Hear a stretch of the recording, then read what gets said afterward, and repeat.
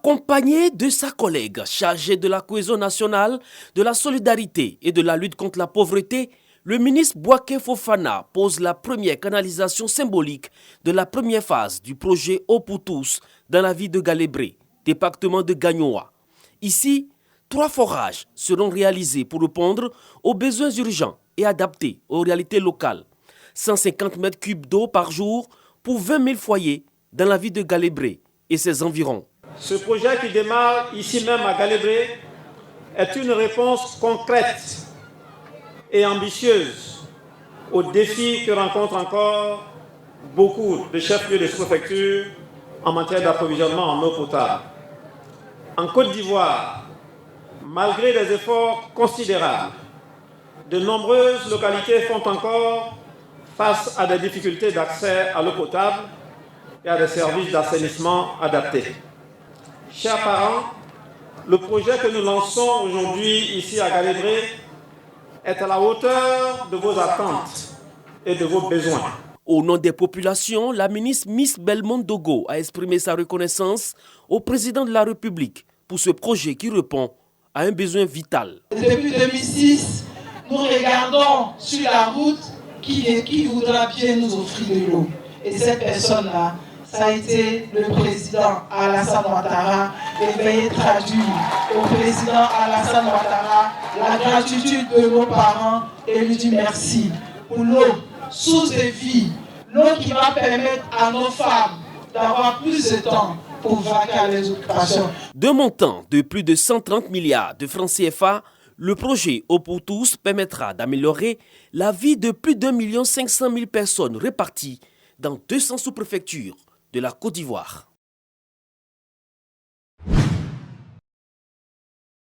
C'est un rendez-vous annuel pris en 2022 avec les populations de Tiasalé. Les journées portes ouvertes de l'hôpital général de cette localité. Événement que les responsables de cet établissement sanitaire veulent en faire une institution. Moment de fierté. La directrice de l'hôpital général de Tiasalé, ses collaborateurs et l'ensemble du personnel sont félicités par les visiteurs qui y découvrent un cadre propre et sain dans lequel les clients bien accueillis reçoivent des soins appropriés et de qualité. Depuis 2022, cet hôpital entretient avec les populations des rapports de vérité basés sur la confiance, dans un contexte où le plateau technique s'est considérablement amélioré avec l'ouverture de nouveaux services. J'ai fini de faire ma consultation. Tout s'est bien passé. Ils ont pris bien soin de moi. Ils prennent soin de nous. Mon fils était au moins en 6 grammes. Mais franchement, quand on est arrivé, ils ont testé. Lui, son sang n'est pas ici. Mais ils ont mieux fait pour trouver ce sang pour nous donner. Franchement, ils voient qu'ils prennent soin de nous. L'hôpital général de Tiasalé, après 92 ans d'existence, s'est fait une cure de jouvence. À son honneur, des performances relevées dans les prestations fournies à ses clients, lesquelles lui ont permis de glaner cette année 2024 le prix du projet high-tech obtenu en octobre dernier.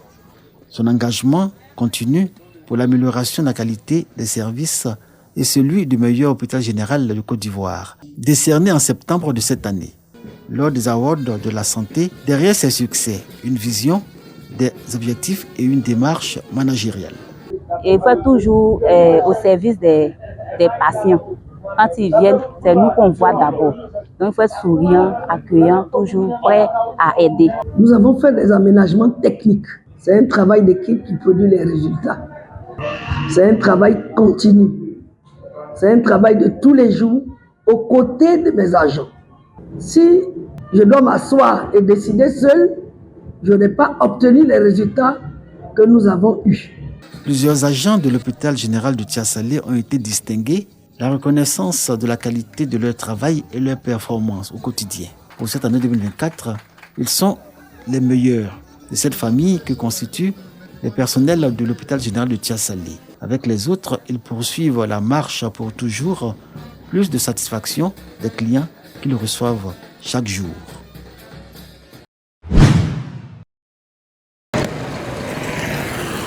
Le succès de la Côte d'Ivoire repose sur l'agriculture, donc sur la production de milliers de tonnes de cacao. Une production en quantité qui lui confère la position de leader mondial depuis de nombreuses années. Le chocolatier ivoirien fait vivre une grande partie de la population, d'où l'ouverture dans la ville d'Agboville d'une boutique de produits à base de cacao.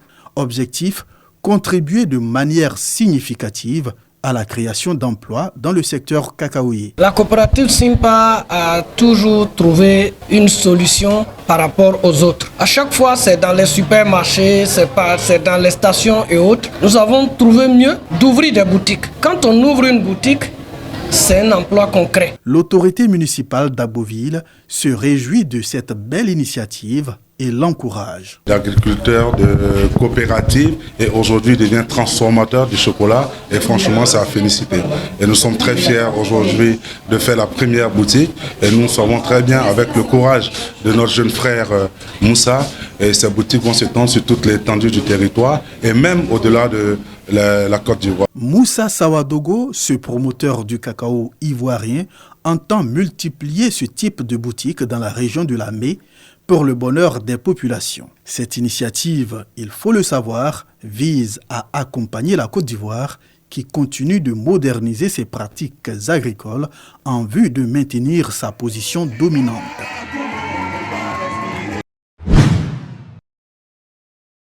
Bogué commune dans la région du Haut-Sassandra poursuit sa marche vers le développement et le progrès. Les projets à réaliser et chantiers en cours de réalisation ordonnés par le conseil municipal sous la direction du maire Ouattara Bakary ont été présentés aux populations lors de la 5e session du conseil municipal sur les accents de fierté. À Zeguedia, village de la commune, un château d'eau pour régler la question de l'accès à l'eau potable des populations.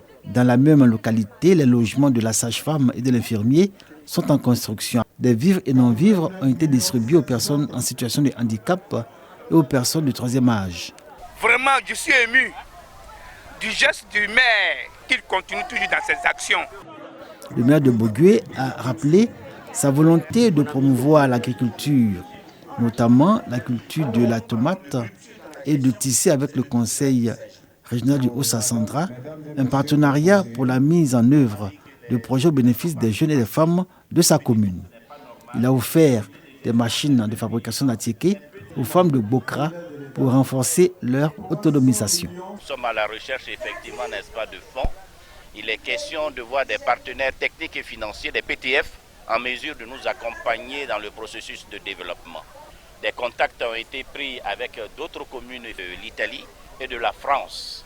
Bogué doit faire face à de nombreux manques en termes de développement et de progrès.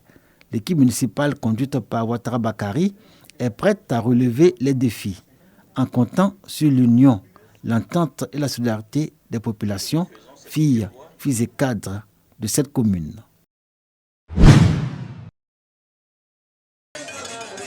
L'instant a été soigneusement préparé par la famille des Dozo de Saint-Fra. La cérémonie d'installation du chef de cette famille, appelé Dozoba.